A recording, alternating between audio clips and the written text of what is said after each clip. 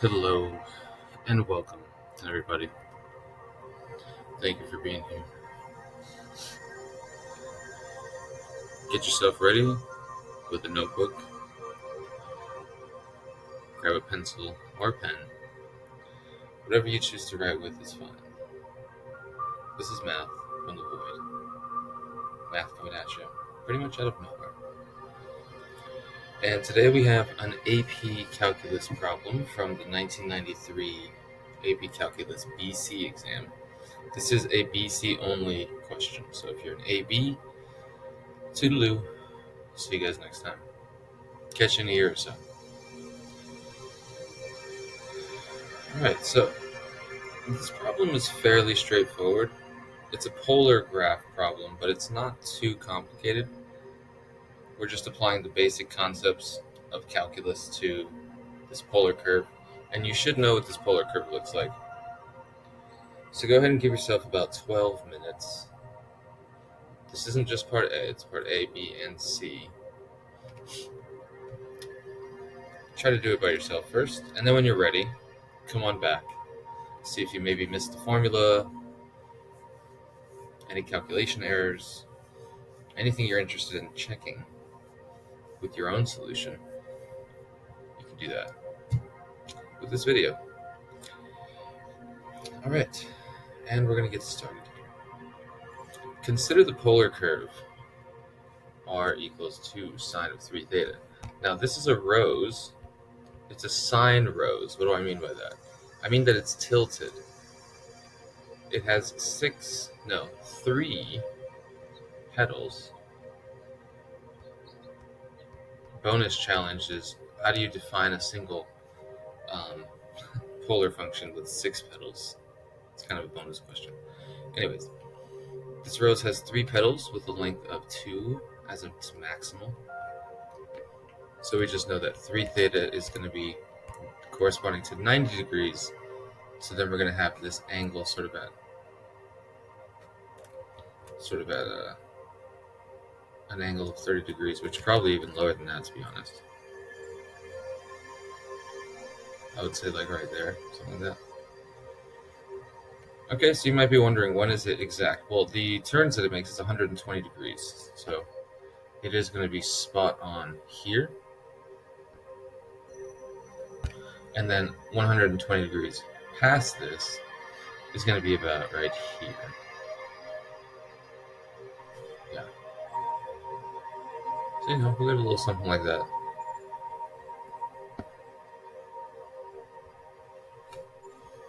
Ain't that right? Okay, now the question, find the area of the region inside the curve. Since we've sketched the curve already, let's find the area inside of here. And we have to be careful about how we do this, because we can't assume that we're going from 0 to 2 pi. We cannot assume that. It's possible we're going from 0 to 2 pi, but we cannot assume that we are. So let's just be clear on some exact points on the curve. Of course, if we plug in theta equals 0, then we have our r value, which is 2 sine of 3 theta. That's going to be 0. If we plugged in something like pi over 6, 3 pi over 6 is pi over 2, sine of pi over 2 is 1, and r equals 2. That's why we go all the way out to 2 in this direction. Now, if we keep going to see how much of this we're going to draw, let's go a little bit further. Let's go to pi over 3. 3 pi over 3 is pi, and sine of pi is 0. So that's when we come back here. So we've gone from 0 to pi over 3. Okay. By a similar process, we can continue this, right? We can keep going. What would be next? What do you think would come next? You try pi over 2, right? Sine of 3 pi over 2 is -1. So this is going to be -2. And that means that in this direction, we go -2, and that's why we have a dot here. So that being said, we've already drawn half of the curve. You notice that? If I erase this, we've drawn half of the curve. So the remaining half, just thinking about this purely logically, should be all the way to pi. And so the moral of the story here is that our integral is going to go from 0 to pi. Now, how do we find the area inside of a polar curve? That formula is 1/2 integral from a to b, sometimes we call it alpha to beta, in terms of angle, of r theta squared d theta. So let's go ahead and do that. 1/2 integral from 0 to pi of 2 sine of 3 theta squared d theta. Now we can do this by hand. This is equivalent to 4 sine squared, so pull the 4 out. And then instead of putting sine squared 3 theta, since we don't have an antiderivative for sine squared, we're going to take a look at the double angle formula and use the fact that cos 2 theta is equal to 1 minus 2 sine squared theta, which of course means if we rearrange some of these terms, this means that sine squared theta equals 1/2 1 minus cosine of double the angle. And we're trying to use that on sine squared of 3 theta, which means this is going to turn into 1/2, that's kind of convenient, pull the 1/2 out, of 1 minus cosine of 6 theta, because that's double of the angle 3 theta. And now we can do this very easily. This is just going to be, those cancel. This is just going to turn into theta minus 1/6 sine of 6 theta. And we're going to evaluate this from 0 to pi. So if you plug in pi, we get pi minus 1/6 of 0, because sine of 6 pi is just 0, minus what happens when we plug in 0, we just get 0. So the area inside of that is just pi. All right, not bad at all. Not bad at all. Now let's look at part C. Let's see, that was find the area. Part C says find the slope of the curve when theta equals pi over 4. So slope of the curve, slope of the tangent, is always going to be dy dx, but we don't really have a way of expressing that right now. We don't have a y or an x. We could, however, look at dy d theta. So how is it changing with respect to theta? And divide by dx d theta, which would simplify to give us dy dx. But what is y and what is x in terms of theta? Y is defined to be r times sine of theta. So that's the equation that we have for r. Times sine of theta. And then x is defined to be r times cosine theta. So in this case, we're going to get, 2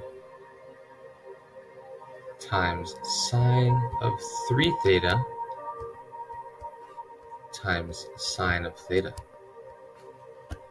And this is going to turn into 2 times sine of 3 theta times cosine of theta. Okay? So we're going to have to take the derivative of each.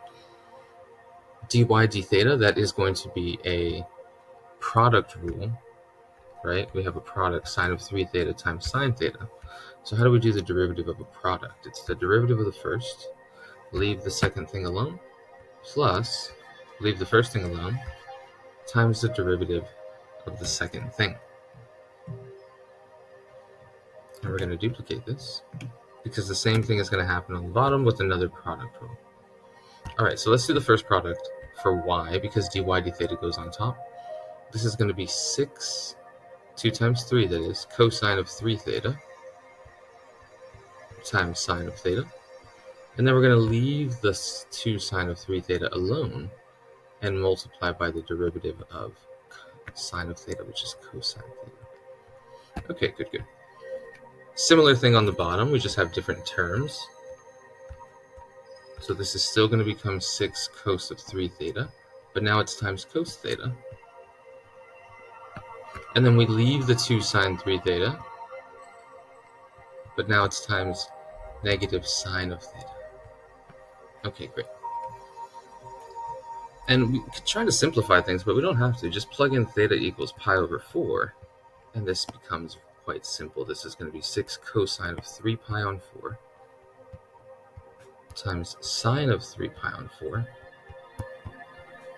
plus 2 sine of 3 pi on 4 times cosine of 3 pi on 4. Oh, sorry, cosine of just pi on 4. Gotta be careful. When we plug into theta, it's just pi on 4. That could be the difference between a negative and positive, so it definitely matters. Over 6 cos 3 pi over 4. Yeah, be careful. Wherever we're plugging in 3 theta, that's where we get the 3 pi over 4. This one's just cosine pi over 4. Plus 2 sine of, here's the 3 pi over 4. And then times negative sine of pi over 4. Okay, so this will just look a little messy, but that's okay. So this is going to be 6 times negative root 2 over 2 times positive root 2 over 2 plus 2 times root 2 over 2 times another root 2 over 2 over 6 times negative root 2 over 2 times positive root 2 over 2 and then plus 2 root 2 over 2 and then negative root 2 over 2. So let's see what this simplifies to become. Of course, these two cancel one of those, and this cancels that, so we have negative 3. This cancels, and these cancel that. Negative 3 plus 1. Again, 2 of these cancel the 2, and then 6 cancels with the 2, so negative 3. 2 of these, and 2 of these. So we just get negative 2 over negative 4, or positive 1/2. That's the slope. Isn't that wild? As long as you know your trig, that goes very smoothly. If you don't know your trig, you're going to be sitting there for like 3 minutes doing a bunch of unnecessary simplification and struggling. Okay. So if you're in Calc BC, you need to be familiar with your trig. No excuses. Know the unit circle immediately. And you can see that along the way, we had some nice simplification. Wasn't too intense, but we did have to apply this double angle formula to do a substitution. Look out for that. And make sure you know the basics behind how to graph a polar curve, as well as how to find the area inside of a polar curve. All right, that should do it for me. It's enough blab. I'll see you guys next time in the void.